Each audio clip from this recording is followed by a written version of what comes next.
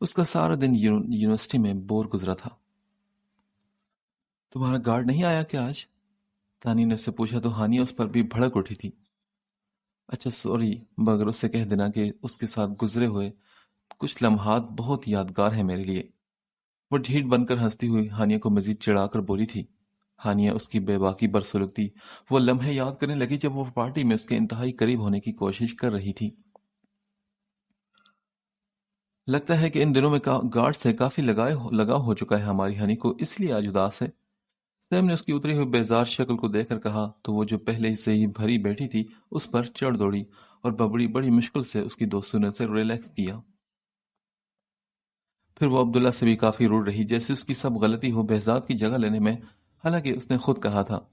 پر وہ اسے بالکل بھی اچھا نہیں لگ رہا تھا۔ اسے بہزاد کی جگہ پر بیٹھ کر اور نہ ہی اسے لڑ سکتا تھا بہزاد کی طرح۔ پھر وہ بے چین سی گھر پہنچی تو اسے معلوم ہوا کہ بہزاد کو اس کے ڈیڈ نے ریسٹ کے لیے اپنے گھر بھیج دیا ہے۔ وہ غصے سے بل کھا کر رہ گئی اور اب وہ مسلسل اپنے روم میں چکر لگا رہی تھی۔ کھانے کے لیے بلانے آئے ملازم کو بھی غصے سے اس نے جھڑک دیا۔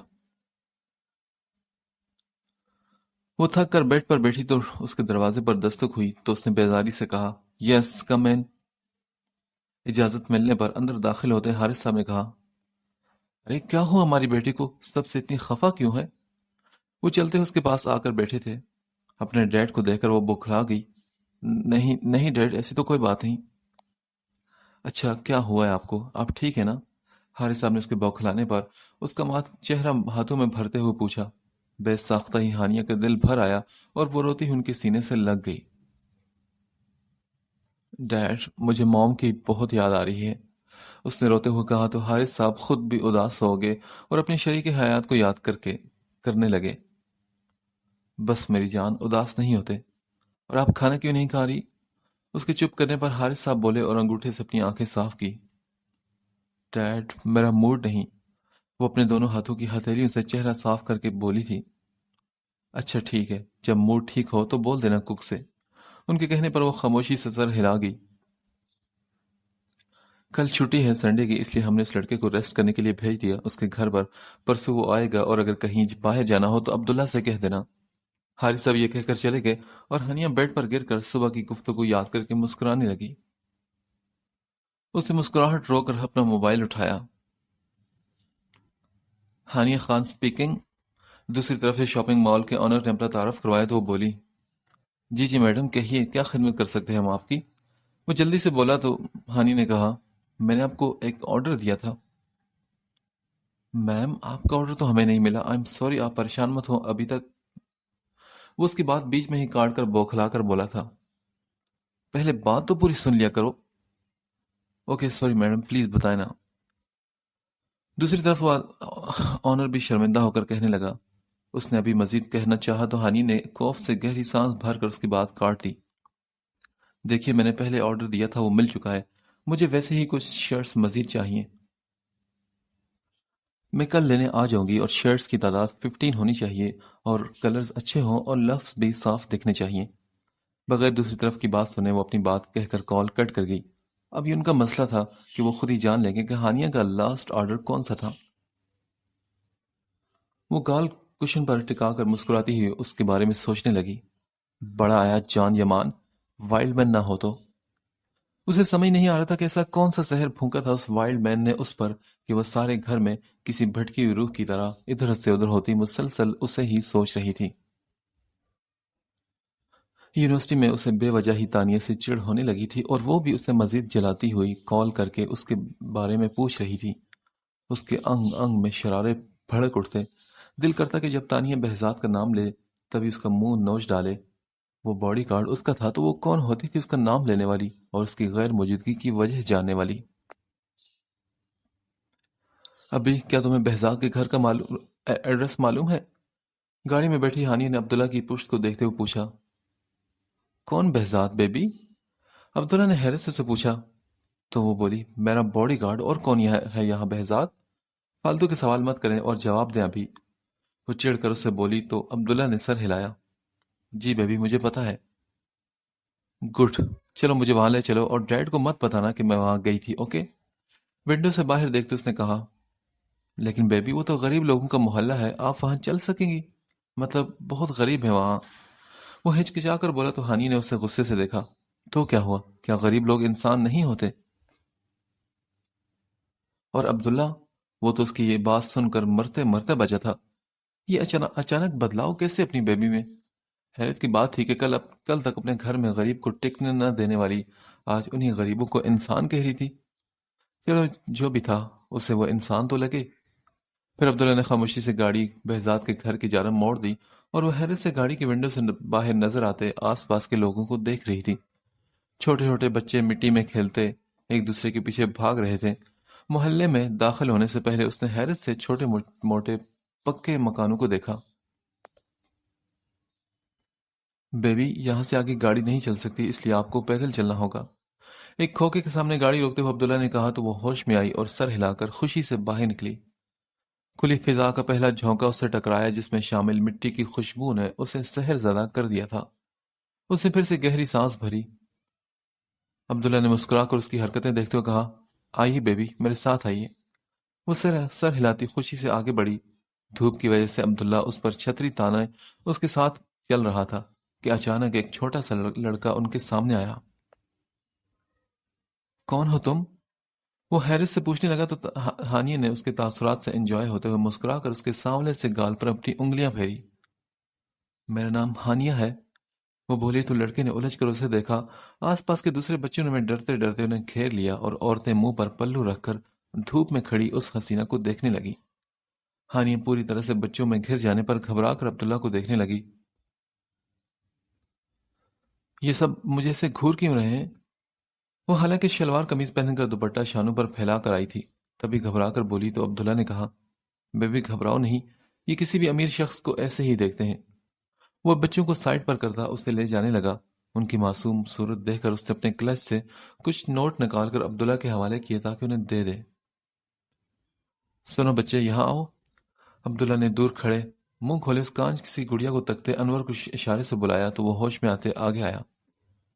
البتہ اس کی نظریں ہانیہ پر ہی تھی اور وہ سوچ رہا تھا کہ کیا اس کا دوست اسی لڑکی کی باتیں کرتا ہے کہ وہ نک چڑی ہے؟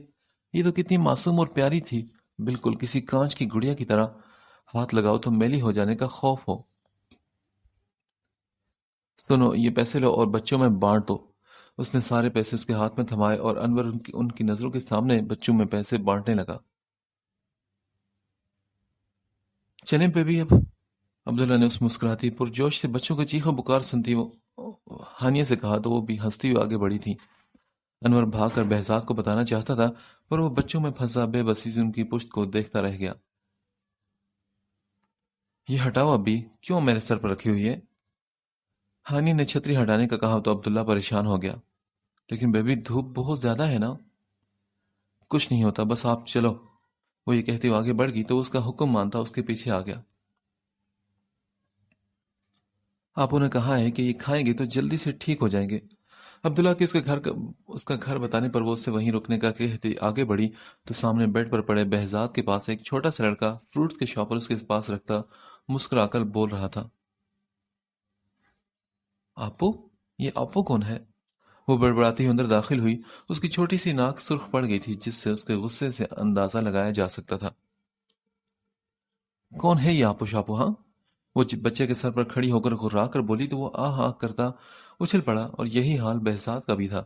وہ اسے اپنے سامنے اپنے روم میں اور اپنے محلے میں دیکھ کر حیران رہ گیا تھا۔ میڈم آپ یہاں؟ وہ حیرت سے اٹھ بیٹھا اور ہانیہ سے بولا جس نے اپنی خونخوار نگاہیں اس پر ٹکائی ہوئی تھی، ہاں میں، مگر تم پہلے مجھے بتاؤ کہ یہ آپو کون ہے؟ وہ لفظ چبا چبا کر بولی۔ اس کا بس نہیں چل رہا تھا ورنہ بہزاد کا وہ ابھی نقشہ بگاڑ دیتی۔ تبھی وہ چھوٹے سے سہمے سے لڑکے نے کہا، آپو میری بہن ہے۔ بہن ہے؟ اور اس بہن نے میری باڈی گارڈ کو فروٹس کیوں بھیجے ہیں؟ وہ اس کی طرف رخ کیے بولی تو چھوٹو ایک نظر اس پر ڈالتا دوسری بہزاد پر ڈال کر اماں کی صدا لگاتا وہاں سے بھاگ اٹھا۔ رکو لڑکے، یہ لے کر جاؤ اور اپنی آپو کو کھلانا۔ وہ فروٹس کے شاپر اٹھا کر اس کے پیچھے ٹک ٹک کرتی آئی اور روم سے باہر رکھ کر عبداللہ کو اشارہ کیا کہ سامنے والے گھر پہنچا دے۔ اب ہانی اپنے غصے سے بے قابو ہوتے اعصاب پر قابو پاتی مسکراہٹ چہرے پر سجا کر اس کی طرف مڑی۔ ہاں تو وائلڈ مین کیسی طبیعت ہے اب تمہاری؟ وہ چلتی ہوئی اندر آئی اور ایک سرسر سی نگاہ روم پر ڈالی، کہیں کوئی چھپکلی تو نہیں، اور پھر پاس رکھی ٹوٹی ہوئی چیئر کھسکا کر بیٹھنے لگی تھی کہ بہزاد نے اسے ٹوک دیا۔ رک جائیں میڈم، وہ ٹوٹی ہوئی ہے، آپ گر جائیں گی، آپ یہاں بیٹھیے۔ وہ بیڈ سے اٹھ کر شیٹ کو درست کرتا بولا تو ہانیہ نے بیڈ کی پیلی شیٹ کو دیکھا۔ میڈم آپ واپس جائیں، یہاں آپ کے بیٹھنے کے لائق بھی کوئی جگہ نہیں، وہ اسپاٹ لہجے میں کہتا سر جھکا گیا۔ بھلا کیا ضرورت تھی اس سائیکو کو یہاں آنے کی؟ اب لوگ کیا سوچیں گے؟ اگر اس کے باپ یا اس کے انکل کو معلوم ہوا تو اس کی تو صرف شک میں ہی جان نکال دیں گے۔ اس کی بات کو نظر انداز کرتے ہانیہ مسکرا کر بولی، ایسی تو کوئی بات نہیں۔ پھر وہ سر جھٹک کر بیڈ پر بیٹھی۔ بہزاد الجھ کر اس سے سوال کرنے لگا، میڈم آپ یہاں کیوں آئی ہیں؟ پہلے تم بتاؤ، تم وہاں سے کیوں آئے؟ وہ الٹا سوال کرنے لگی اور کمرے کی فضا میں بہزاد کے پسینے کی بو کے ساتھ سگریٹ کی بو بھی پھیلی ہوئی محسوس ہوئی تھی، جو ہانیہ کے ناک سے گزرتی ہوئی اس کی سانسوں میں اتر رہی تھی۔ میڈم مجھے سر نے چھٹی دی تھی اس لیے میں آیا۔ وہ یہ بولا تو ہانیہ سر ہلاتی بیڈ سے اٹھی اور باہر کھڑا عبداللہ سے مخاطب ہوئی، جاؤ اور کچھ دیر بعد وہ بیگز لے آنا۔ وہ یہ کہہ کر آس پاس جمع ہوتے لوگوں پر سرسری سی نظر ڈال کر دروازہ بند کر چکی تھی اور اب روم میں اندھیرا چھا گیا۔ میڈم یہ آپ کیا کر رہی ہیں؟ لوگ غلط سوچیں گے میرے بارے میں۔ بہزاد غصے سے اس پاگل لڑکی سے بولا اور کھڑکی کھولتے ہوئے کمرے کا واحد بلب جلایا۔ سوچنے دو لوگوں کو، ان کا تو کام ہی یہی ہے۔ وہ کندھے اچکاتی بیڈ پر بیٹھی۔ میڈم بہت کچھ سوچیں گے اور مجھے دھکے دے کر یہاں سے نکال دیں گے نا۔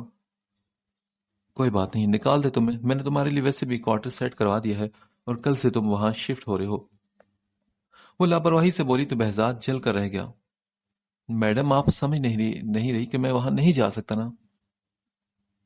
اب بس کرو، دماغ مت کھاؤ وائلڈ مین۔ بندہ گھر آئے مہمان سے چائے پینے پانی پوچھتا ہے، کیا تم لوگوں میں اتنے بھی مینرز نہیں؟ وہ اس کی بات کاٹ کر طنزیہ بولی تو بہزاد نے سر ہلایا۔ ہیلو انور، یار ایک کپ چائے۔ ایک کپ کیوں؟ کیا تم بھی نہیں پی رہے میرے ساتھ؟ دو کپ بولو۔ اس کے موبائل کان سے لگانے پر دوسری طرف آرڈر دیتے ہوئے ایک کپ کا سن کر غصے سے بولی تو بہزاد نے اپنے لب بھینچ لیے۔ ہاں سن لیا بہزاد، بس لے کے آتا ہوں ابھی۔ انور نے ہنس کر کہتے ہوئے کال کٹ کر دی تو بہزاد نے گہری سانس بھرتے موبائل ٹیبل پر رکھا۔ یہ کیا ہے؟ اس سے پاس پڑے ٹیبل پر رکھے کولر کی جانب اشارہ کیا تو وہ بولا، میڈم یہ کولر ہے پانی کا، اور کیا ہے؟ اچھا تو پھر یہاں کیا کر رہی ہے؟ وہ ہنستی ہوئی بولی تو بہزاد کو غصہ آیا۔ میڈم آپ ہنس لیں ہماری غربت پر، بہت اچھی بات ہے۔ نہیں باڈی گارڈ، میں غربت پر نہیں بلکہ تمہاری سستی پر ہنس رہی ہوں وائلڈ مین۔ اتنا نہیں ہوتا تو تم سے کہ وہاں رکھ لو اور اٹھ کر پی لیا کرو۔ وہ سامنے کونے کی طرف اشارہ کرتے بولی، ہاں میں تو ہوں ہی سست نا، آپ آ کر رات میں پانی پلا دیا کریں۔ ہانیہ جو اس کی طرف دیکھ کر بلش کرتی نظریں پھیر گئی تھی، بہزاد نے اسے دیکھتے ہوئے سر جھٹکا۔ اب بتائیے نا آپ کے آنے کا مقصد کیا ہے؟ وہ اس کے چہرے پر نظر ٹکائے پوچھنے لگا جس پر ہانیہ نے ناک سکھیڑی۔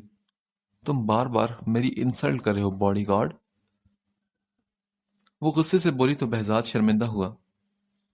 ایسی بات نہیں میڈم، مجھے سچ میں اچھا لگا کہ آپ آئیں، پر کیا سر سے پوچھ کر آئی ہیں آپ؟ اس کے پوچھنے پر ہانیہ نے نظر چڑھائی تو بہزاد کو اپنا جواب مل گیا۔ میڈم آپ کو ایسا نہیں کرنا چاہیے۔ وہ ابھی بول رہا تھا کہ ہانیہ بیچ میں بول پڑی۔ تمہیں بتانے کی ضرورت نہیں کہ مجھے کیا کرنا چاہیے اور کیا نہیں، انڈرسٹینڈ؟ وہ غصہ ہو گئی تو بہزاد بولا، سوری میڈم، صرف یہ بتائیں کہ آپ کے ڈیڈ اگر پوچھیں گے کہ آپ یہاں کیوں آئیے تو آپ کیا جواب دیں گی؟ وہ اس سے سوال کردہ اس کی آنکھوں کو دیکھنے لگا تو وہ بولی، میں کہتی ہوں کہ اپنی باڈی گارڈ کی عیادت کرنے آئی تھی، سمپل۔ وہ مسکراتے ہوئے چٹکی بجا کر بولی تو بہزاد نے افسوس سے اسے دیکھا۔ اچھا تم کھڑے کیوں ہو؟ یہاں بیٹھو نا۔ اس نے اپنے بیڈ کی طرف اشارہ کیا تو بہزاد نے انکار میں گردن ہلائی۔ میں نے کہا کہ بیٹھو، کیونکہ تمہاری طبیعت ٹھیک نہیں اور یہ میرا حکم ہے۔ اس کی نام پر وہ چڑھ کر بولی، سوری میڈم، پر میں اس وقت جاب پر نہیں، اپنے گھر میں ہوں اور آپ کا کوئی حکم نہیں مان سکتا۔ وہ کندھے اچکا کر بولا، جیسے اب تمہارا حکم چلنے والا نہیں۔ تم عزت سے سننے کے لائق نہیں نا۔ وہ اچانک اٹھی اور اس کے گلے سے پکڑ کر اسے بیڈ پر دھکا دیا، پھر اپنے ہاتھ صاف کرتی خود بھی پاس بیٹھ گئی تو بہزاد دانت پیس کر اٹھ بیٹھا۔ آپ بھول رہی ہیں کہ میری اوقات۔ اب بس بند کرو اپنی بکواس باڈی گارڈ۔ اوقات اوقات کہہ کر دماغ کھا گئے اور ڈرپوک کہیں کے۔ وہ اس کی آنکھوں میں دیکھتے غرا کر بولی تو بہزاد نے اپنا سر تھام لیا. کیوں کر رہی ہیں آپ ایسا میڈم؟ بہزاد نے بے بسی سے سوال کیا تو ہانیہ کے کچھ کہنے سے پہلے ہی دروازے پر دستک ہوئی. تم بیٹھو، میں دیکھتی ہوں کون ہے. وہ اسے اٹھتا دیکھ کر جلدی سے اٹھی اور دروازہ کھول کر باہر کھڑے لڑکے کے ہاتھ سے ٹرے لی جس میں 2 کپ چائے کے تھے. میڈم میں انور، بہزاد کا جگری دوست، آپ سے مل کر خوشی ہوئی میڈم. انور نے اپنے پیلے دانت دکھاتے ہوئے کہا تو ہانیہ کو اس کے دانت دیکھ کر دھچکا لگا، پر پھر بھی وہ زبردستی مسکرائی. مجھے بھی اچھا لگا. وہ مسکرا کر کہہ کے دروازہ بند کر گئی تو انور اتنے میں ہی خوشی سے نہال ہو گیا تھا. سنو، اپنے دانت دکھاؤ ذرا. وہ ٹرے بیڈ پر رکھ کر جلدی سے بولتی اس کے سر پر کھڑی ہو گئی تو بہزاد نے نہ سمجھی سے اسے دیکھا. دکھاؤ نا، میں نے کہا. وہ چیخ کر بولی تو اس نے گھبرا کر فوراً اپنے دانت دکھائے جنہیں وہ غور سے دیکھتی سکون کا سانس بھر کر مسکراتی ہوئی بیڈ پر بیٹھ گئی. ہوا کیا ہے میرے دانتوں کو، کچھ بتائیں گے کیا؟ چائے کا کپ اٹھا کر اسے دیکھتے ہوئے بولا تو وہ اسے واقعی ایک سائیکو عورت لگی تھی. کچھ نہیں، بس دل کیا تمہارے دانت دیکھنے کو، اس لیے دیکھ لیے نا. وہ نارمل سے انداز میں کہتی چائے کا کپ لبوں سے لگا گئی. بہزاد کو اس کے جواب پر اس سے بھی زبردست اچھو لگا تھا. کھانس کھانس کر اس کی آنکھوں میں پانی آ گیا. تمہارا قصور نہیں. گہرا سانس بھرتے اس نے انکار میں دائیں بائیں سر ہلائے تو ہانی نے بمشکل مسکراہٹ روکی. سنو، یہ تم نے گردن میں کالا دھاگا کیوں پہنا ہے؟ وہ اس کی گردن میں کالا دھاگا دیکھتی نہ سمجھی سے پوچھنے لگی. آنکھوں میں تجسس تھا اور بہزاد نے چمکتی آنکھوں سے اسے اپنے گلے میں دیکھا. یہ نظر نہ لگنے کے لیے ہے. ہاں؟ کیا تمہاری آئی سائٹ ویک ہے؟ اور کس ڈاکٹر نے علاج کیا ہے تمہارا؟ وہ شوق ہوتے ہوئے بولی تو اس نے کہا، میڈم آئی سائٹ تو ویک نہیں، پر اماں نے بچپن میں پہنایا تھا کیونکہ میں کافی گورا چٹا پیدا ہوا تھا تو محلے کی ہر عورت آ کر مجھے چمیاں دے جاتی تھی، اس لیے نظر نہ لگنے کے لیے اماں نے کالا دھاگا پہنا دیا مجھے. وہ تو سنجیدگی سے بول رہا تھا پر ہانیہ گنگ سے اسے دیکھ رہی تھی. تو پھر کیا تمہاری اماں نے کہا کہ ساری زندگی پہنے رہنا؟ کیا تمہیں ابھی بھی محلے کی؟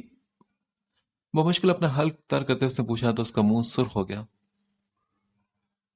نہیں میڈم، اب میں اتنا بھی ہینڈسم نہیں کہ ابھی بھی آ کر مجھے ساری چمیاں دیتے پھریں، پر نظر تو لگ سکتی ہے نا کہیں کہیں بھی. آپ دیکھ سکتی ہیں کہ کیسے آپ کی یونیورسٹی میں لڑکیاں مجھے گھورتی ہیں. مجھے تو بس اب ڈر لگنے لگا ہے کہ اگر مجھے نظر لگی تو میری صورت بگڑ جائے گی. میں نے اس لیے دوبارہ اسے پہن لیا. وہ لمبی چوڑی صفائی دیتے بولا اور وہ حیرت زدہ سی روم کے بند دروازے کو دیکھتی سر ہلا گئی. پھر خاموشی سے چائے پی کر اس نے کپ ٹرے میں رکھا. بہزاد اس کے چہرے کے تاثرات کو دیکھ رہا تھا. اچھا یہ تو بتاؤ کہ وہ آپو کون تھی اور تمہیں فروٹس کیوں بھیجوا رہی تھی وہ؟ کچھ دیر بعد سنبھل کر وہ کڑوے لہجے میں گویا ہوئی تو بہزاد ایک سرسری نگاہ شلوار قمیض پہنے اس خوبصورت سراپے کو دیکھ کر بولا، بس محلے میں چلتا ہے نا میڈم، یہ جس طرح آپ کے ہاں چلتا ہے نا کسی بھی انجان کے ساتھ زبردستی ڈانس کرنا. وہ سنجیدگی سے کہتا منہ موڑ گیا تو ہانیہ نے اس کے چہرے کو حیرت سے دیکھا. کیا میں نے ڈانس کیا کسی کے ساتھ؟ وہ ٹرے نیچے رکھتی اپنی طرف انگلی اٹھا کر بولی تھی. مجھے تو نہیں معلوم، میں نے صرف سوال کا جواب دیا ہے. اور ویسے آپ اچھی لگ رہی ان کپڑوں میں. اسپاٹ لہجے میں کہتے ہوئے آخر میں وہ نرمی سے بولا تو ہانیہ نے مسکرا کر اپنے کپڑوں کی طرف دیکھا. پتا ہے میں نے آن لائن رات کو ہی منگوائے تھے تاکہ تمہاری عیادت کے لیے آؤں تو پہن کر آؤں. وہ مسکراتی ہوئی پرجوش سے اٹھ کر معصومیت سے بولی، شکریہ بہت، آپ نے مجھ پر بہت احسان کیا. وہ میٹھا طنز کرتا بولا اور ہانی نے ہنستے ہوئے واپس بیٹھ کر سر کو خم دیا. دروازے پر دوبارہ دستک ہوئی تو بہزاد نے اٹھ کر دروازہ کھولا. سامنے عبداللہ کھڑا تھا. آئیے اندر. بہزاد نے اسے جگہ دیتے وہ مسکراتا ہوا اندر آیا اور بیڈ پر بیٹھی ہانیہ کے سامنے بیگز رکھ دیے. اوکے ابھی آپ باہر انتظار کریں، میں آ رہی ہوں. وہ عبداللہ سے کہتی بہزاد بیگ اٹھا کر بہزاد کی طرف کھسکا گئی. کیا ہے یہ سب؟ ہاں یہ سب تمہارے لیے پینٹ، شرٹس، بیلٹ اور شوز کے ساتھ پرفیومز اور کچھ فروٹس ہیں. وہ مسکراتی ہوئی بولی اور ایک کے بعد ایک دوسری چیزیں نکال کر بیڈ پر رکھنے لگی تو بہزاد نے حیرت سے یہ سب دیکھا. مگر میڈم یہ سب کیوں، کس لیے؟ بس وائلڈ مین، زیادہ سوال نہیں. تم میرے ساتھ موو کرتے ہو تو یہ لفنگوں والے کپڑے تو نہیں پہن سکتے، اس لیے یہ سب لائی ہوں. اور ہاں کل آ جانا، میں نے تمہارا کوارٹر سیٹ کروا دی ہے اسپیشل والا. وہ یہ کہہ کر اٹھ کھڑی ہوئی اور دوپٹہ شانوں پر پھیلایا جو سیدھا بہزاد کے چہرے پر لگا تو وہ سانس روک گیا. اتنا بڑا دوپٹہ لینے کا فائدہ؟ دونوں سائڈوں کو زمین پر دیکھ کر وہ بولا تو ہانیہ دوپٹے کو دیکھنے لگی. It's a fashion. وہ کہہ کر مسکرائی تو بہزاد نے اس کے چہرے کو دیکھا. پونی ٹیل میں اس کے گولڈن بال اس کی گردن کی موومنٹ کے ساتھ لہرا رہے تھے۔ بے خودی کے عالم میں وہ آگے بڑھا اور اس کے بالکل سامنے کھڑا ہو گیا۔ ہانی نے نظر اٹھا کر اسے دیکھا۔ بہزاد نے جھک کر اس کو دوپٹہ اٹھاتے اس کے سر پر رکھا تو اس کا سانس اٹک گیا۔ آپ بہت حسین ہیں میڈم، وہ ذرا اس کی طرف جھک کر کان میں بولا تو اس کی پلکیں لرز گئی۔ وہ میں کہہ رہی تھی کہ آپ اسے دور رہنا۔ وہ نروس ہوتی دور ہو کر بولی تو بہزاد اپنا کہہ روک نہ سکا۔ کس سے دور رہوں؟ پینٹ کی جیب میں انگلیاں پھنسا کر اس نے دلکشی سے پوچھا تو ہانیہ اسے غصے سے دیکھنے لگی۔ سب سے دور، ساری دنیا سے دور۔ اس کے کالر کو جھکڑتے ہوئے شدید غصے کے عالم میں بولی تو اس کی مسکراہٹ ضبط کرتے ہوئے تاثرات دیکھ کر وہ مزید غصہ ہو گئی۔ ایک بیگ سے سرخ گلابوں کا بکے نکال کر اس کے منہ پر دے مارا۔ گیٹ ویل سون۔ اس کے یہ کہنے پر اب کی بار اس کا دل کش کہہ فضا میں گونجا اور وہ پاؤں پٹک کر آگے بڑھ گئی۔ مطلب تو بتا دی جائیں اس کا۔ اس نے پیچھے سے ہانک لگائی تو ہانیہ ہنستی ہوئی مڑی۔ اس کا مطلب ہے کہ مر جاؤ جلدی سے، وہ شرارت سے بول کر جانے لگی۔ سنو۔ وہ دروازے پر پہنچی تو بہزاد نے پیچھے سے اسے پھر سے آواز دی۔ ہاں سناؤ، وہ اسی کے انداز میں کہتی پلٹی۔ میری بساط کا خیال رکھو ورنہ میں اپنے پاؤں جکڑ لوں۔ اس نے مسکراتی نظروں سے اس کانچ کی گڑیا کو دیکھا جو سر پر بمشکل دوپٹہ جمائے کھڑی تھی۔ تبھی ہانیہ نے ناک چڑھا کر عبداللہ کو بلایا تو وہ جن کی طرح حاضر ہوا۔ جی بیبی؟ ابھی کل یہ آئے تو ٹھیک ورنہ اسے اس کے کولر سمیت اٹھا لانا۔ حکم دیتی ایک جتاتی نظر اس پر ڈال کر وہ وہاں سے نکلی تو نظریں سیدھا سامنے بیلکنی پر کھڑی لڑکی پر گئی۔ اس کی طرف دیکھ کر مکہ ہوا میں لہراتے وہ کھا جانے والی نظروں سے گھورتی ہوئی روانہ ہوئی تو عبداللہ بھی ایک مسکراتی نظر ہانیہ کی حرکت پر شوق کھڑے بہزاد پر ڈال کر اس کے پیچھے بھاگ اٹھا۔ وہ ڈریسنگ مرر کے سامنے خود پرفیوم سپرے کر رہا تھا کہ نظریں وہاں پر سفید رنگ کے لفافے کو دیکھ کر سکڑی تھی۔ اندر ضرور دیکھنا۔ اوپر لکھی لکھائی پر سے وہ سمجھ گیا کہ کس کی طرف سے ہے یہ۔ وہ لفافہ اٹھا کر مسکراتا وہ صوفے پر بیٹھا اسے کھولنے لگا۔ پہلے اس کی نیلی آنکھیں حیرت سے پھیلی اور پھر روم کی فضا میں اس کا بلند و بانگ کہہ گونجا۔ لفافے کے اندر خوبصورت لڑکیوں کی تصویریں تھیں جن پر بہرام نے سرسری نظر ڈال کر سامنے ٹیبل پر رکھ دی۔ تبھی مسز شمیم اندر داخل ہو کر مسکرا کر اسے پوچھنے لگی، پسند آئی کوئی؟ ہاں جی کر لی میں نے۔ بہرام نے مسکراہٹ دبائی اور مسز شمیم کا خوشی سے منہ کھل گیا۔ کیا سچ میں؟ یس موم سچ میں، اس نے مسکراہٹ دبا کر کہا اور اٹھ کر ان کے گلے میں بازو ڈال دیے۔ کون سی ہے مجھے بتاؤ، میں ابھی رشتہ پکا کرنے چلی جاؤں گی۔ اس کے ماتھے سے بال سنوارتے ہوئے بولی تو وہ لب دبا گیا۔ اف بہت مشکل ہے موم۔ اس نے سر کھجایا تو مسز شمیم نے نہ سمجھی سے اسے دیکھا۔ کیوں مشکل ہے؟ تم بتاؤ ان میں سے کون سی پسند ہے یہ؟ وہ اسے لے کر صوفے پر آئی اور بیٹھ کر تصویریں اٹھائی تھی۔ وہ جلد از جلد اس کی پسند جان کر اڑ کر لڑکی والوں کے گھر پہنچ کر رشتہ پکا کرنا چاہتی تھی اور ان کا بس چلتا تو آج شام کو ہی مایوں اور کل اس کی شادی بھی کروا دیتی۔ پر ایسا ہو نہیں سکتا تھا۔ جہاں اتنے سال انتظار کیا وہاں کچھ دن مزید صحیح، پر یہ تو شکر تھا کہ ان کے بیٹے کو کوئی پسند تو آئی۔ موم مجھے تو ساری پسند آ رہی ہیں، آپ ایسا کریں کہ سب کو اوکے کر دیں، کافی سیریس سنجیدگی سے کہتے ہوئے ٹانگ پر ٹانگ چڑھا کر بیٹھ گیا۔ ہیں کیا مطلب؟ ہاں؟ اسے اس کی بات سن کر مسز شمیم کو حیرت کا جھٹکا لگا تھا۔ مطلب سے کیا مراد موم؟ مجھے سب پسند آ رہی ہیں تو اوکے کر دینا سب کو، اور آج سے سب کے گھر آپ رشتہ پکی کرنے چلی جائیں۔ شادی ایک ہی ڈیٹ پر رکھیں سب کے ساتھ، میں باری باری سب کے ساتھ نکاح ناموں پر سائن کر دوں گا۔ It's very simple. اس نے مسز شمیم کے ہاتھوں سے تصویریں لے کر ٹیبل پر رکھتے ہوئے کہا۔ بہرام، وہ اس کا مذاق سمجھ کر غصے سے بھڑک اٹھی تو بہرام کا دل کش کہہ ابل پڑا۔ کیا تم کبھی سیریس نہیں ہوگے؟ مجھے ابھی کوئی فائنل کر کے بتاؤ کہ کون سی پسند ہے، آج میں ایسے نہیں جاؤں گی یہاں سے۔ وہ غصہ ہو گئی اور بہرام کے چہرے پر بے بسی طاری ہوئی۔ موم مجھے ان میں سے کوئی بھی پسند نہیں، سچ کہہ رہا ہوں۔ وہ منہ بنا کر ان کے کندھے پر سر ٹکا کر بولنے لگا تھا۔ پرے ہو بہرام اور مجھے بتاؤ ورنہ آج میں تمہارا کچھ کر دوں گی۔ وہ اس کا سر کندھے سے ہٹاتی چیخ کر بولی تھی۔ اوہ سچ موم، آپ اپنے بیٹے کا کچھ کریں گی؟ مثلاً کیا کریں گی بتائیں مجھے؟ وہ حیرت کے شدید جھٹکے سے نکل کر بولا تھا۔ میں تمہیں کان سے پکڑ کر ان میں سے ایک سے تمہاری شادی کروا دوں گی اور پھر روتے رہنا کہ زبردستی کی گئی ہے میرے ساتھ۔ وہ اسے اپنے خطرناک ارادوں سے آگاہ کرنے لگی جس پر بہرام نے مصنوعی حیرت کا اظہار کیا۔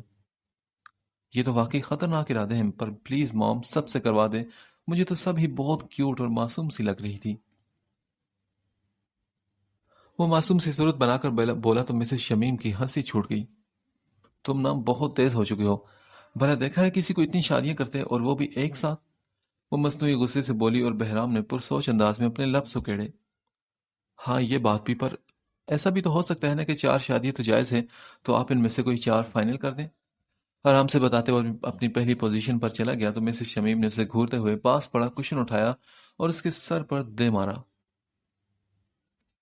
تم صرف مذاق اڑاتے رہنا، کبھی سنجیدہ مت ہونا، اپنے بچے بھی ہو جائیں تب بھی چھوٹے بچے ہی رہنا۔ اب میں خود تمہارے لیے کوئی لڑکی ڈھونڈنے جا رہی ہوں اور اب تم صرف خود کو نکاح کے لیے تیار رکھو۔ وہ پکے عزائم سے کہتی اٹھ کھڑی ہوگی۔ ماشاءاللہ کیا آنکھیں ہیں، اف۔ مسز شمیم ابھی دروازے پر تھی کہ پیچھے سے اس کی آواز پر ٹھٹک کر رکی اور یکدم پلٹی تو اسے موبائل کو پرشوق نظروں سے گھورتا پایا۔ ہیں یہ کیا تم بھی اس سستے عاشقوں کی طرح موبائل میں تصویریں نکال کر عشق تو نہیں کر رہ گئی؟ وہ جھٹ سے اندر آئی اور بہرام سے موبائل چھین کر دیکھا تو وہ تصویر دیکھ کر ہکا بکا رہ گئی۔ کیا تمہیں سچ میں اس سے شادی کرنی ہے؟ تصویر دیکھ کر انہیں سمجھ میں نہ آیا کہ کیا کہیں۔ ان کے سرخ چہرے والی حالت کو دیکھ کر ایک بار پھر بہرام کا کہکہا گونج اٹھا تھا۔ ہاں تم ہو ہی اسی کے لائق۔ وہ موبائل غصے سے اسے مارتی وہاں سے بھنا کر نکلی تھی۔ ہاں ماؤں ماشاءاللہ اس کے حسن کی کوئی مثال نہیں۔ وہ موبائل پر بندریا کی تصویر کو دیکھ کر ایک بار پھر کہکہا لگا اٹھا تھا۔ مسز شمیم چلی گئی اور اس نے مسکراتے ہوئے موبائل میں پڑی ہانیہ کی تصویر کو دیکھتے ہوئے محبت سے اس کے چہرے پر انگلی پھیری۔ اس کی آنکھوں میں تپش سی اتر آئی تھی۔ ایک گہری نظر اس کے چہرے کے نگوش پر ڈالتے وہ اٹھا اور روم سے باہر نکلا تو لاؤنج سے اسے اپنے باپ کے کہہ سنائی دیے۔ شاید اس کی موم اس کی حرکات کی شکایتیں کر رہی تھی ان سے۔ وہ ریلنگ پر ہاتھ رکھ کر نیچے دیکھنے لگا۔ مسز شمیم کا چہرہ غصے سے سرخ تھا اور اس کا باپ کا کہکہوں سے۔ تمہارے جانے کے بعد میں نے اپنی محبت سے کبھی انہیں اداس نہیں ہونے دیا۔ وہ اوپر دیکھتا بڑبڑانے لگا۔ بیری تنگ مت کیا کرو۔ اس کے پاس سے خف کی بھری آواز آئی تو اس نے گردن گھمائی مگر کوئی وہاں نہیں تھا۔ آپ نے مجھے بیری کہا؟ پھر بائیں کان کے قریب خوشیوں سے بھرپور کھلکھلاتی آواز آئی۔ اس نے جھٹ سے گردن موڑی مگر وہاں کوئی نہیں تھا۔ اس کی آنکھیں سرخ ہو گئی اور نیچے سے ظفر صاحب کی نظریں اس پر ٹکی ہوئی تھی۔ وہ گہری سانس بھرتا آنکھیں بند کر گیا، پھر آنکھیں کھولی تو اپنے ڈیڈ کو خود کو تکتا پایا۔ وہ ہلکی سی اسمائل پاس کرتا اپنا درد چھپاتے ہوئے پیچھے ہٹ گیا۔ پر کیا ایک باپ سے اس کی اولاد کا درد چھپا رہ سکتا ہے؟ ہاں بولو کریم۔ موبائل کان سے لگاتے وہ سرد و سپاٹ لہجے میں بولا۔ سر ہماری ٹیم تو تیار ہے، آپ حکم کریں تو ہم اپنے کام پر لگ جائیں۔ اس کا خاص آدمی کریم جو اس کی زندگی کے مقصد میں ایک اہم کردار رکھتا تھا وہ بولا تو اس نے کہا کتنے بندے ہیں اور کیا یہ سب بھروسے مند ہیں؟ سر بالکل بے فکر ہیں، یہاں کے نہیں سب غیر ملکی ہیں، اپنا کام ہوتے ہی یہاں سے چلے جائیں گے۔ فواد چوہان نے کام کرنا شروع کر دیا ہے، ٹینڈر کا ہمیں لیٹ نہیں ہونا چاہیے، آئی جی کا حکم بھی ہے۔ وہ اسے تفصیلات سے آگاہ کرنے لگا۔ ٹھیک ہے شروع کرو پر احتیاط سے، وہاں تم لوگوں کی سوئی بھی نہ گرے، آئی سمجھ؟ وہ اسے وارننگ دیتے ہوئے بولا تو کریم نے کہا یس سر۔ سر کیا آپ فواد چوہان کی پارٹی میں جا رہے ہیں؟ اور باڈی گارڈ کا کیا کرنا ہے؟ میڈم بہت کہ آپ کے ساتھ نکاح کو بھول رہی ہیں۔ وہ یہ کہنا چاہتا تھا کہ میڈم اپنے باڈی گارڈ کو بہت پسند کرنے لگی ہیں، پر اس نے اپنے منہ کو وقت پر قابو پا لیا۔ مگر بہرام تو کوئی بچہ نہیں تھا جو نہ سمجھتا۔ کریم ہمیں اس وقت اپنے کام پر فوکس کرنا چاہیے، اور تمہاری میڈم کو تو آنا میرے پاس ہی ہے، پھر ٹینشن کیوں لے رہے ہو تم؟ وہ مسکرا کر بولا تو کریم پہلے چونکا اور پھر سر ہلا گیا۔ کس بینک سے لون لیا ہے اور کس پر؟ اس نے سر صوفے کی پشت سے ٹکا کر پوچھا۔ سر غیر ملکی بینک سے لون لیا ہے اور اپنی پراپرٹیز کے پیپر پر۔ کریم کی آواز پر بہرام کے لبوں پر مسکراہٹ آئی۔ گڈ، یہ خود ہی ہمارے کام آسان کر رہا ہے۔ تم میٹنگ فکس کرو اور میری بینک کے آنر سے۔ اس نے آنکھیں کھولتے ہوئے کہا تو کریم سر ہلا گیا۔ صاحب آپ کو بڑے صاحب بلا رہے ہیں۔ کال بند ہونے پر ملازمہ کی آواز پر اس نے گردن موڑی اور سر ہلا دیا۔ وائٹ شرٹ کے کف فولڈ کرتا ہوا سیڑھیاں اتر کر نیچے آیا۔ خیریت سے یاد فرمایا گیا ہے مجھے؟ مسکراتی نظروں سے ظفر صاحب پر ڈالی اور خفگی سے منہ پھلائے بیٹھی اپنی موم کو بھی دیکھا۔ ہاں بالکل، ماحول بڑا گھمبیر تھا تو میں نے سوچا تمہیں بھی بلا لوں۔ شرارت سے کہتے اس نے مسز شمیم کے گرد اپنے بازو ڈالے تو انہوں نے مزاحمت کی، پر بہرام نے اپنا سر بھی ان کے شانے پر ٹکا دیا۔ کیا کوئی لڑکی پسند ہے؟ انہوں نے مسز شمیم کی بھیگی آنکھیں دیکھ کر بہرام سے سپاٹ لہجے میں پوچھا تو وہ چونک گیا۔ پھر اپنی ماں کی طرف دیکھا تو قریب سے ان کی بھیگی پلکیں دیکھ کر اس کی سانسیں رک گئی۔ مام، کیا ہو گیا آپ کو؟ ندامت سے اس نے مسز شمیم کو پکارا، مگر انہوں نے کوئی جواب نہ دیا۔ بہرام، میں نے جو پوچھا اس کا جواب دو۔ ظفر صاحب کی سخت آواز پر اسے لگا کہ اب وقت آ چکا ہے، اور اپنی ماں کو زیادہ تنگ بھی نہیں کرنا چاہتا تھا وہ، اس لیے بولا، جی پسند ہے مجھے ایک لڑکی۔ اس نے اپنی ماں کے کان میں کہا تو پہلے وہ چونکی اور بعد میں اپنے لب بھینچ گئی۔ کون ہے وہ؟ ظفر صاحب اس کے تاثرات سے سمجھ گئے، تبھی مزید پوچھا کیونکہ وہ بھی تنگ آ چکے تھے اس سے چھپن چھپائی کر کر کے۔ ڈیڈ، آپ کو تو معلوم ہے نا؟ وہ شرارت سے بولا تو مسز شمیم نے گھور کر اپنے شوہر کو دیکھا تو وہ ہڑبڑا گئے۔ بکو مت، مجھے نہیں معلوم، بتاؤ کون ہے، اپنی مام کو بتاؤ۔ وہ گھبراتے ہوئے اپنے بیٹے کو جھڑ کر پوچھنے لگے۔ تم دونوں میرے ساتھ کھیل کھیلنا بند کرو اور مجھے ایک جواب دو، ورنہ میں تم دونوں کو ہی چھوڑ کر چلی جاؤں گی اپنے میکے۔ بہرام سے پہلے مسز شمیم بھڑک کر بولی تو اس نے اپنے جھٹ سے کان پکڑ لیے۔ ہانیہ خان ہے مام اس کا نام۔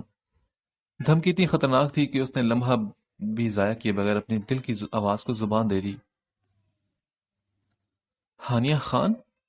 مسز شمیم بڑبڑا کر ایک دم پلٹی اور اس کے چہرے کو دیکھنے لگی، جہاں دھیمی مگر خوبصورت مسکان اس کے خوبصورت لبوں پر سجی تھی۔ ظفر صاحب نے ریلیکس ہو کر سر صوفے کی پشت سے ٹکا لیا۔ یہ ہانیہ خان وہی ہے نا، ہوم منسٹر حارث خان کی بیٹی؟ انہوں نے بے یقینی سے پوچھا تو بہرام نے سر ہلا دیا۔ پر اس کی تو جلد ہی شادی ہونے والی تھی نا، اپنے باپ کے دوست فواد چوہان کے بیٹے ہادی چوہان سے۔ ان کا دل کیا کہ اپنا سر پیٹ لے، بیٹے کا دل بھی گیا تو کہاں، جو پہلے ہی بک تھی۔ موم، شادی ہونی تھی نا، پر ہوئی تو نہیں نا۔ میں آپ کو ڈیٹ بتاؤں گا، آپ اسی ڈیٹ پر رشتہ لے کر جائیے گا انشاءاللہ۔ آپ کے بیٹے کے 25 بچوں کی ماں بھی وہی بنے گی اور رستہ بھی وہی روکے گی۔ اس کا لہجہ جہاں شروع میں سنجیدہ تھا، آخر میں اتنا ہی شرارتی بھی ہو گیا۔ ظفر صاحب تو کہہ لگا اٹھے، البتہ مسز شمیم پریشان سی بیٹھی تھی۔ لڑکی تو حسین تھی، پیاری اور معصوم بھی تھی، پر کیا حارث خان راضی ہوگا اس رشتے سے؟ اب اتنی مشکل سے بیٹا راضی ہوا تو دوسری پریشانی ان کے سر پر آ چکی تھی۔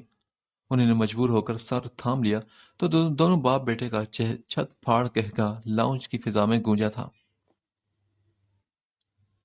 اچھا سنیے ڈیڈ، موم، میری آج رات کی انگلینڈ کی فلائٹ ہے، انشاءاللہ کچھ دن بعد لوٹوں گا۔ آپ کے ساتھ مینیجر ہوگا، کوئی میٹنگ ہو تو اٹینڈ کر لیجیے گا، اوکے؟ اس نے اپنے موم کے سر پر بوسہ دیتے ہوئے ظفر صاحب کو مخاطب کیا تو انہوں نے سر ہلا دیا، اور پھر بہرام اپنی ماں کو مطمئن کرتا بیچ بیچ میں کوئی شرارت بھری بات کر دیتا جس سے لاؤنج میں کہہ گونج اٹھتے اور اس کے اندر کی آگ پر وہ برف کا کام کرتے۔ بڑی سی شیشے کی سیاہ ٹیبل کے بیچ رکھی لیمپ کی ہلکی سی لائٹ نے آس پاس روشنی پھیلائی ہوئی تھی۔ اس ٹیبل کے چاروں طرف رکھی چیز پر 6 لوگ خاموش بیٹھے تھے، اور مین کرسی پر بیٹھی شخصیت سامنے رکھی تصویروں کو دیکھ رہی تھی۔ یہ کمبوز ہے، انڈر ورلڈ کا مشہور سمگلر۔ اس خفیہ میٹنگ میں مین چیئر پر بیٹھے شخص نے ایک تصویر سب کے سامنے کی۔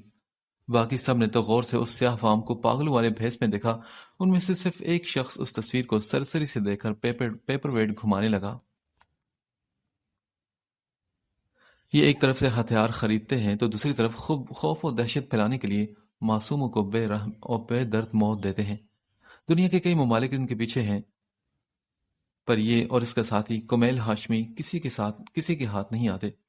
کئی ممالک کی سیکرٹ سروسز ان کے ہاتھ پیچھے ہیں۔ مانا جائے یہ دنیا کے ہائی لیول ٹیررسٹ ہیں تو غلط نہیں ہوگا۔ انہوں نے کافی ملکوں میں اپنی دہشت پھیلا رکھی ہے، اور اب ان کا مقصد وہی دہشت پاکستان میں بھی پھیلانا ہے۔ وہ شخص تفصیلات بتاتے ہوئے بولا، اور اس کالو کو کیا لگتا ہے کہ وہ کامیاب ہوگا؟ اس نے کہہ لگاتے ہوئے کہا، جس پر وہاں موجود ایک وجود نے اتنے سنجیدہ ماحول میں ایسی بے تکی بات پر غصے سے اس کی طرف دیکھا۔ دوسرے وجود نے بمشکل اپنی مسکراہٹ روکی اور انتہائی سنجیدہ ہونے کی کوشش کرتا ہوا سیدھا ہو کر بیٹھا۔ تم کچھ زیادہ ہی ایکٹنگ کر رہے ہو، اس مین چیئر پر بیٹھی شخصیت نے اسے ٹوکا تو وہ ہنس پڑا۔ جیسے تم سب کی ڈیمانڈز ہیں مجھ سے، ویسے ہی میری خاص ڈیمانڈ ہے تم سے، اس نے خاص کر کے اس پیپر ویٹ گھمانے والی شخصیت کی طرف رخ کیا جس پر سبھی دھیما سا مسکرائے تھے۔ ڈیل کر لیتے ہیں۔ وہ مانی خیزی سے مسکرایا تو وہ بولا، نہیں، آپ ڈیمانڈ نہ کریں، مجھے آرڈر دیں۔ دوسرے شخص نے شرارت سے کہا، پھر ایک دم وہ الرٹ ہوا۔ ڈیل ہے تم سے، اور آرڈر یہ ہے کہ مجھے یہ دونوں چاہیے اور ہم اپنی زبان پر رہیں گے۔ اس نے دونوں کو کہتے وہ تصویریں ان کی طرف کی، ایک نے اٹھا لی اور دوسرا خاموش بیٹھا رہا۔ ہمیں منظور ہے، بس اب آخری۔ وہ دونوں یک زبان بولے، تم سب اپنا اپنا کام بہت اچھی طرح سے انجام دے رہے ہو۔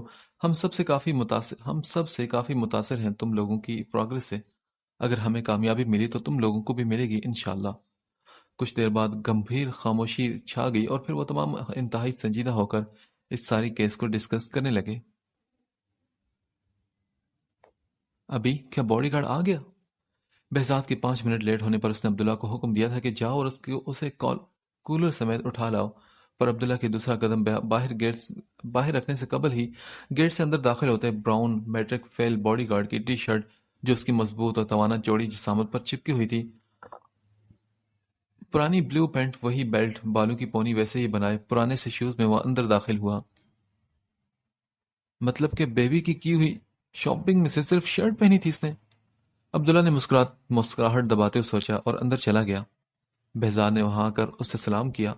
ہانی نے منہ ہی منہ میں جواب دیا اور پھر پلٹ گئی۔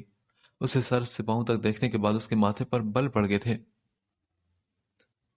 وہ گہری سانس کھینچتی اس کے قریب آئی۔ سفید کیپری پینٹ پر رائل بلیو نفیس سی کڑائی والی شرٹ اور لمبے سے دوپٹے کو گلے میں ڈالے بہزاد اسے اس دل فریب حسن میں دیکھ کر حیرت زدہ رہ گیا۔ ہوش تو اسے تب آیا جو مہکتا گلاب اس کے بالکل قریب آ کر رکا۔ اس کی مہک بہزاد کو اپنی سانسوں میں اترتی محسوس ہو رہی تھی۔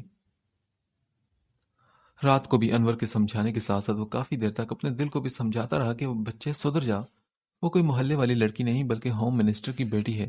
اگر ہوم منسٹر کی اس کی بھنک بھی پڑ گئی تو مجھے یوں چٹکی میں غائب کروا دے جیسے میں زمین پر پیدا بھی نہیں ہوا تھا۔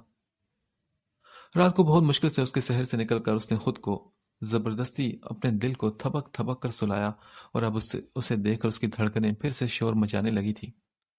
وہ چلتی ہوئی اس کے سامنے آئی۔ بہزاد کی نظر اس کے یوں قریب رکنے پر بے ساختہ ہی اس کی سبز آنکھوں سے ہوتی اس کے لبوں پر جا رکی۔ اف، یہ میں کیا کر رہا ہوں؟ وہ میری میڈم ہے اور میں ان کا محافظ ہوں۔ وہ نادان ہے مگر میں تو نہیں نا۔ اس نے دل ہی دل میں خود کو جھڑکا اور اپنی بے ساختگی پر بند باندھے۔ وہ ابھی خود کو جھڑکتا اپنی دھڑکنوں کو نارمل کر رہا تھا کہ اچانک ہی ہانی نے اسے کالر سے پکڑا اور جھٹکا دے کر اس کے سر کو تھوڑا سا جھکایا۔ وہ اس کی طرف ذرا سے نیچے جھک آیا، تبھی وہ آگے بڑھ کر درمیان میں کچھ فاصلہ رکھتی اس کی گردن کے قریب کچھ سونگنے لگی، پھر ایک جھٹکے سے اسے پیچھے دھکیلا۔ اس نے ایک پل میں جہاں بہزاد کو ساکت کیا وہیں ملازمین اور عبداللہ کا منہ اپنی بیبی کی اس حرکت پر کھل گیا اور اگلے ہی پل فضا میں ایک تھپڑ کی گونج ان سب کا منہ بند کر آ گئی۔ باڈی گارڈ کے چہرے پر پڑنے والے تھپڑ سے سبھی ہڑبڑا کر اٹھے تھے۔ عبداللہ فوراً آگے بڑھ کر بولا، بیبی یہ شٹ اپ یو ایٹ، اور پھر اپنا رخ بہزاد کی طرف موڑا جس کی آنکھوں میں ضبط سے سرخ ڈورے تیرنے لگے تھے۔ ہنی، یہ کیا حرکت تھی آپ کی؟ حارث سب سیڑھیاں اترتے تھپڑ کی آواز پر اس سے سنجیدگی سے پوچھنے لگے۔ وہ غصے سے بہزاد کی سرخ اور سر تاثر سیلی آنکھوں میں دیکھتی پیچھے سے آتی اپنے باپ کی آواز پر پلٹی۔ کچھ نہیں ڈیڈ، اس نے میرا حکم نہیں مانا تو اس کی سزا دی ہے میں نے اسے، and don't worry nothing more. نفرت سے کہتی وہ آگے بڑھ گئی۔ بہزاد وہ ایسی ہے، کوئی اس کی بات نہ مانے تو وہ ایسے ہی کرتی ہے، بہت ضدی ہے نا۔ حارث صاحب عبداللہ سے کوٹ لے کر پہنتے ہوئے بہزاد سے معذرت کر رہے تھے جیسے وہ کوئی عام سی بات کر رہے ہوں۔ اٹس اوکے سر، غلطی میری ہے، مجھے ان کا حکم مان لینا چاہیے تھا، میں ان سے معذرت کر لوں گا۔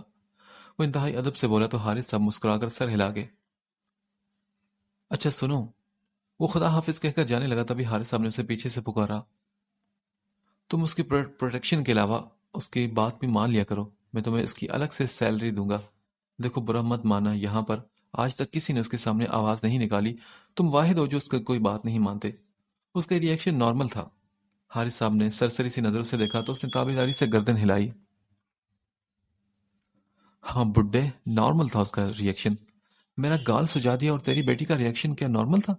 بات تو ایسا کر رہا ہے بڈھا جیسے منسٹر نہیں پی ایم ہو۔ وہ بے بسی سے اس کے حارث صاحب کے بارے میں سوچتا رہ گیا۔ اٹس اوکے سر، میں ویسے ہی ان کی ساری باتیں مان لوں گا اپنی ڈیوٹی کا حصہ سمجھ کر۔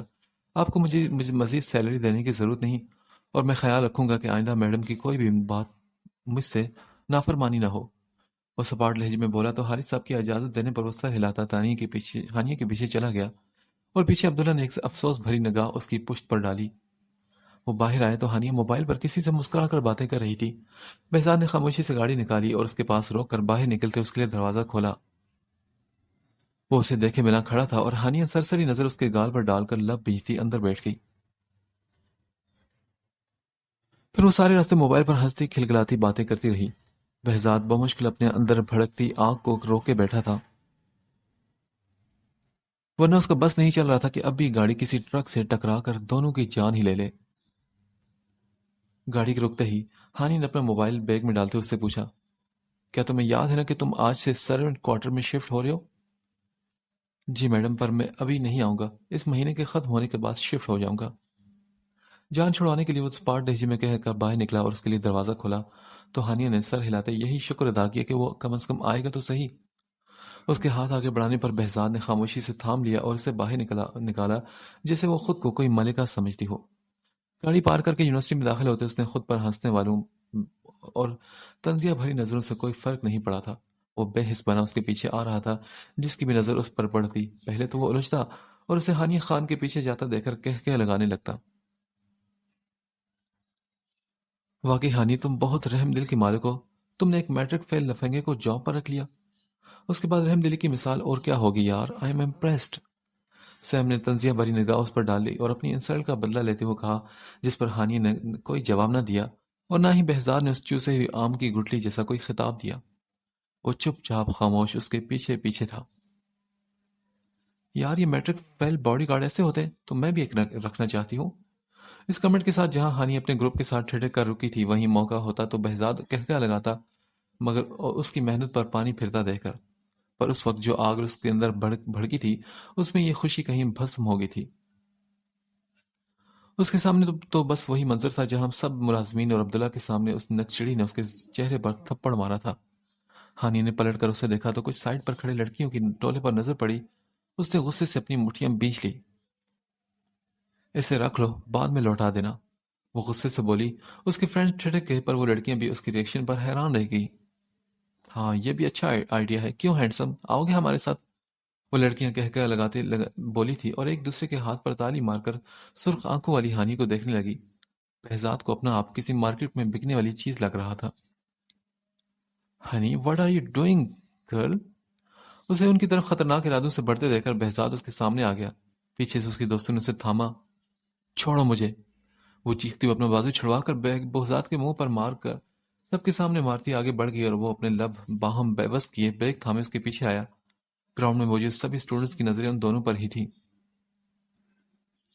میری آفر ابھی بھی برقرار ہے، تانیہ نے اس کے اس قدر انسلٹ پر سامنے آ کر کہا تو بہزاد کا دل اکتا سا گیا۔ سوری، میں انٹرسٹڈ نہیں، وہ دانت پیس کر کہتا آگے بڑھا۔ کیوں، کیا تمہاری کوئی عزت نفس نہیں؟ کیا باڈی گارڈ انسان نہیں ہوتے؟ تم اس کے محافظ ہو اور وہ تمہارے سارے اسٹوڈنٹس کے سامنے تمہارا مذاق بنا رہی ہے، اور تم پھر بھی اس کے وفادار ہو۔ اگر اتنی وفاداری مجھ سے دکھاتے تو میں تمہیں پتہ نہیں کہاں سے کہاں تک پہنچا دیتی کہ تم خود کو پہچان بھی نہ پاتے۔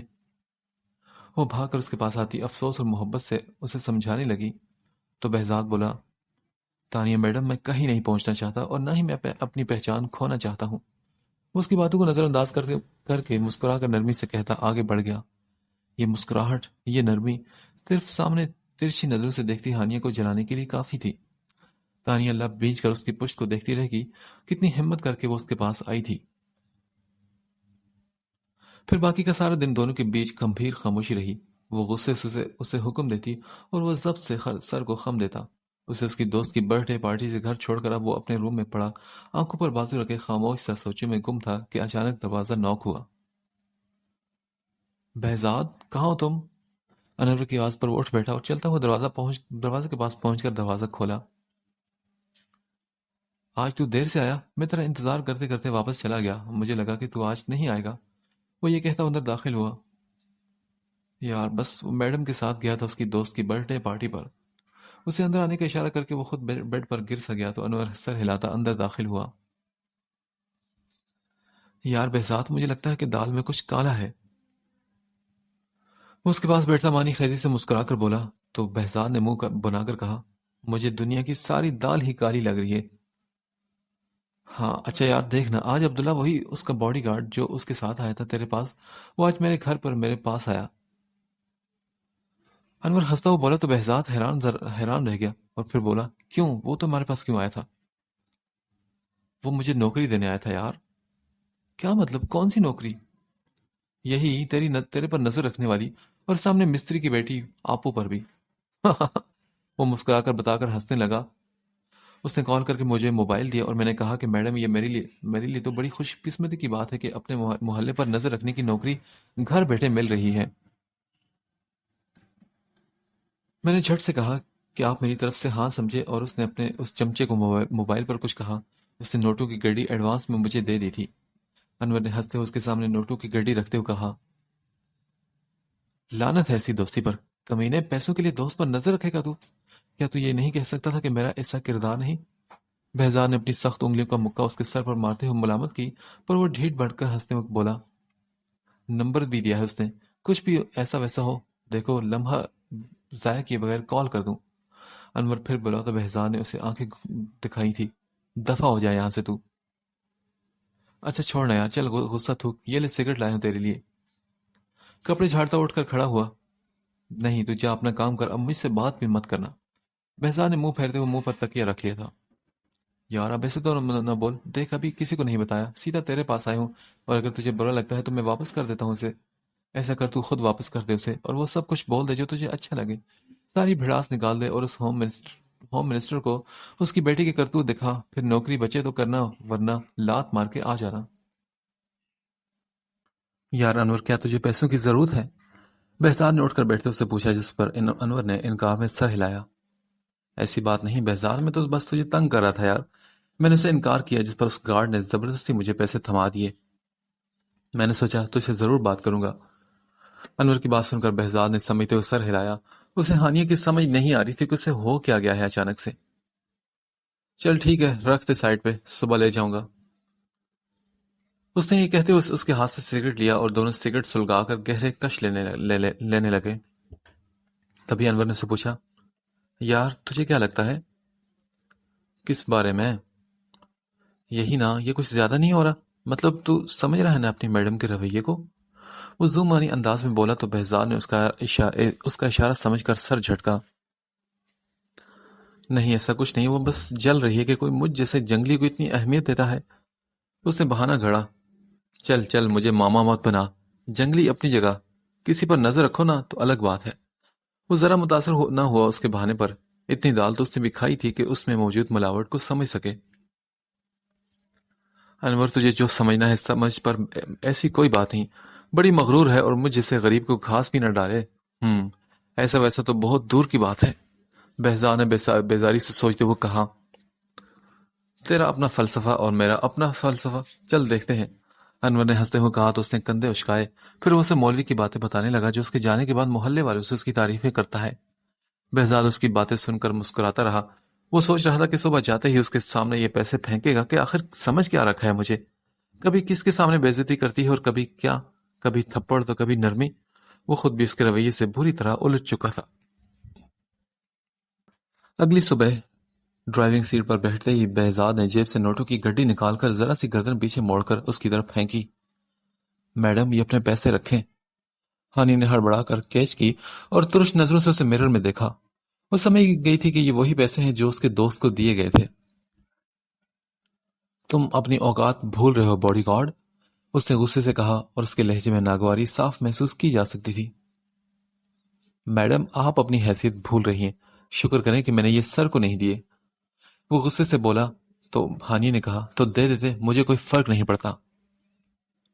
اس نے لاپرواہی سے کہا تو بہزاد بھڑک اٹھا۔ کیا ثابت کرنا چاہتی ہیں آپ مجھ پر روک ٹوک کر کے؟ میری ڈیوٹی 8 بجے تک ہے اور اس کے بعد میں کیا کرتا ہوں وہ آپ کا مسئلہ نہیں، تو مہربانی کریں کہ میری جاسوسی کرنا چھوڑ دیں، کیونکہ میں آپ کا کوئی خریدا ہوا غلام نہیں۔ سخت لہجے میں کہتے ہوئے اس نے اپنے دل کی بھڑاس نکال کر گاڑی سٹارٹ کی تو ہانیہ بھی لب بیچے اس کی سیٹ کی پشت کو تکنے لگی۔ بہزاد کو لگا کہ اس کی آنکھیں بھر رہی ہیں، جس وجہ سے اس نے بلیک سن گلاسز آنکھوں پر چڑھا دیے۔ اس نے سرسری سی نظر ڈالی تو وہ سر جھکائے وائٹ ٹاپ سے نکلے ایک پینڈنٹ کو انگلیوں میں لیے بیٹھی تھی۔ وہ سر جھٹک کر آگے دیکھنے لگا۔ ان کے بیچ جو تو میں ہوتی تھی وہ ہانیہ کے سامنے سب کے سامنے تھپڑ مارنے پر سرد خاموشی میں بدل گئی تھی۔ وہ روزانہ آتا اور اپنی ڈیوٹی انجام دے کر رات 8 بجے واپس چلا جاتا۔ وہ دبے دبے لہجے میں اس پر غصہ کرتی، اسے بھڑکانے کی کوشش کرتی، مگر بہزاد پھر بھی کوئی جواب نہ دیتا۔ وہ جہاں کہتی اسے لے کر چلا جاتا اور اف بھی نہ کرتا۔ ہاں البتہ اس کی دوست تانیہ انجانے میں ہی اس کا ضرور فائدہ اٹھاتی تھی اور یونیورسٹی میں بہانے بہانے سے اس سے بات کرتی تھی۔ کوئی کام نہ بھی ہو تو کچھ نہ کچھ کہہ ڈالتی تھی۔ یہ الگ بات تھی کہ بہزاد اس کی ہر بات کو مسکرا کر انکار کر دیتا، کیونکہ اس کا فرض یہ گوارا نہیں کرتا تھا کہ وہ ایک منٹ کے لیے بھی اپنی میڈم کو اکیلا چھوڑ دے۔ صرف فرض۔ ہانیہ خان کا دل سوچ کر دکھنے لگ جاتا۔ ایسا کیا کر دیا تھا اس نے؟ بس وہ کسی کے ساتھ اسے باتیں کرتے اسے کسی کی طرف دیکھتے برداشت نہیں کر سکتی تھی، تو اس میں اس کی غلطی کیا تھی؟ ان سب سوچوں میں گم وہ گھر کی بیک سائڈ پر بنے گازیبو میں چھپ چھپ کر روتی رہتی۔ اس کی بے رخی سے اندر ہی اندر مار رہی تھی اور وہ سمجھ نہیں پا رہی تھی کہ اس وائلڈ مین کے بات نہ کرنے پر اسے تکلیف کیوں ہو رہی ہے۔ وہ کیوں تڑپ رہی ہے اس کی خاموشی پر؟ کچھ بھی تو نہیں جانتی اس کے بارے میں، اس کے علاوہ کہ وہ اس کا بیری ہے۔ وہ جب پاس ہوتا ہے تو اسے اس کے بیری کا احساس ہوتا تھا۔